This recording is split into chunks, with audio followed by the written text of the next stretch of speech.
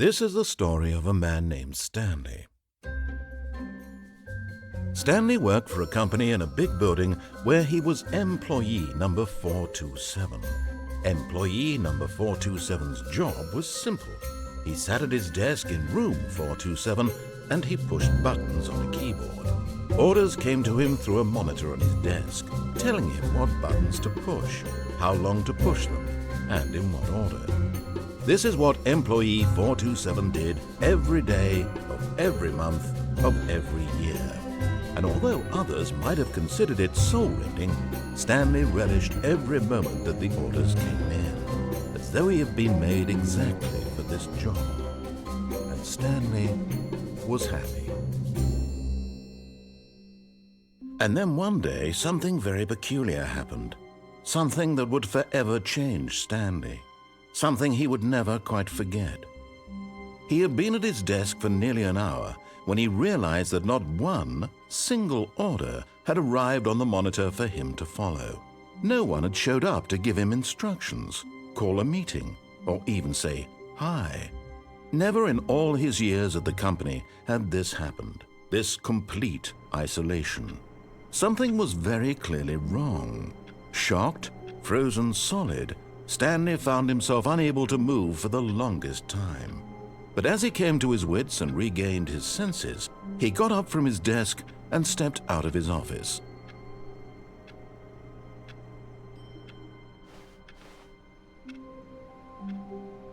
All of his co-workers were gone. What could it mean? Stanley decided to go to the meeting room. Perhaps he had simply missed a memo.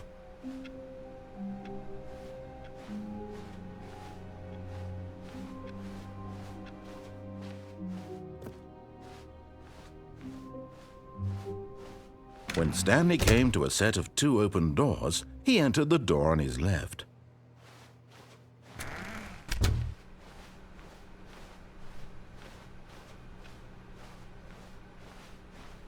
Yet there was not a single person here either.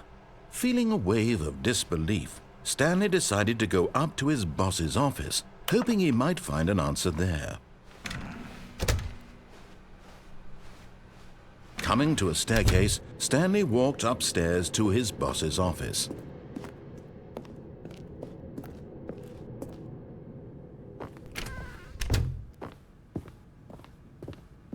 Stepping into his manager's office, Stanley was once again stunned to discover not an indication of any human life. Shocked, unraveled, Stanley wondered in disbelief who orchestrated this, what dark secret was being held from him. What he could not have known was that the keypad behind the boss's desk guarded the terrible truth that his boss had been keeping from him, and so the boss had assigned it an extra secret PIN number, 2845. But of course, yet incredibly, by simply pushing random buttons on the keypad, Stanley happened to input the correct code by sheer luck. Amazing. He stepped into the newly opened passageway.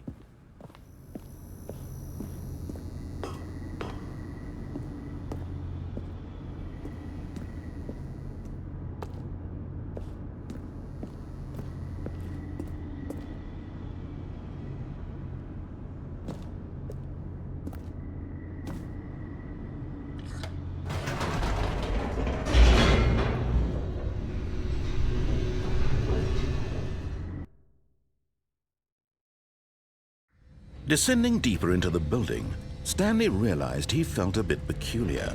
It was a stirring of emotion in his chest, as though he felt more free to think for himself, to question the nature of his job. Why did he feel this now, when for years it had never occurred to him? This question would not go unanswered for long. Stanley walked straight ahead through the large door that read Mind Control Facility.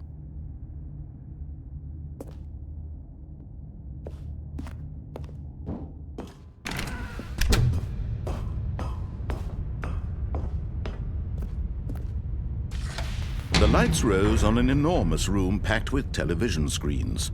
What horrible secret did this place hold? Stanley thought to himself. Did he have the strength to find out?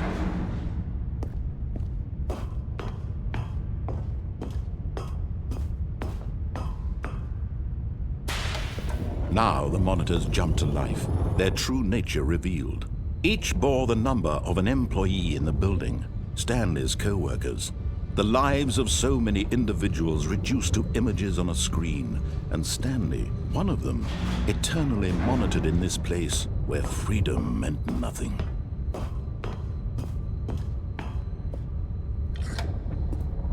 This mind control facility, it was too horrible to believe. It couldn't be true. Had Stanley really been under someone's control all this time? Was this the only reason he was happy with his boring job? That his emotions had been manipulated to accept it blindly? No, he refused to believe it. He couldn't accept it. His own life in someone else's control? Never! It was unthinkable. Wasn't it? Was it even possible? Had he truly spent his entire life utterly blind to the world? But here was the proof, the heart of the operation. Controls labeled with emotions, happy or sad or content. Walking, eating, working, all of it monitored and commanded from this very place. And as the cold reality of his past began to sink in, Stanley decided that this machinery would never again exert its terrible power over another human life. For he would dismantle the controls once and for all.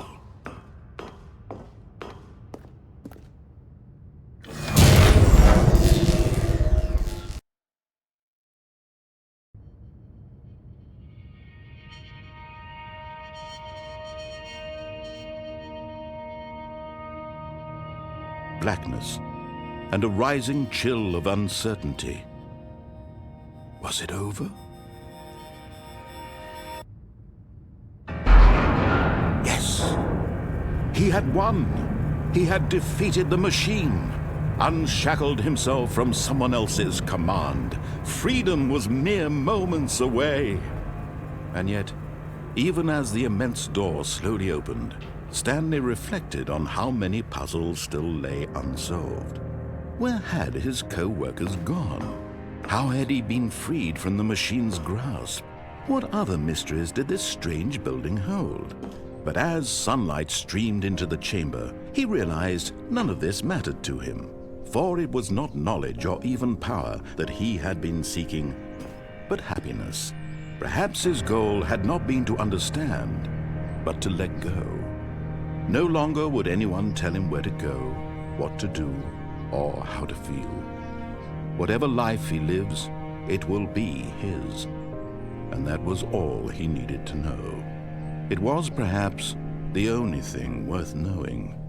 Stanley stepped through the open door. Stanley felt the cool breeze upon his skin, the feeling of liberation, the immense possibility of the new path before him. This was exactly the way, right now, that things were meant to happen. And Stanley was happy.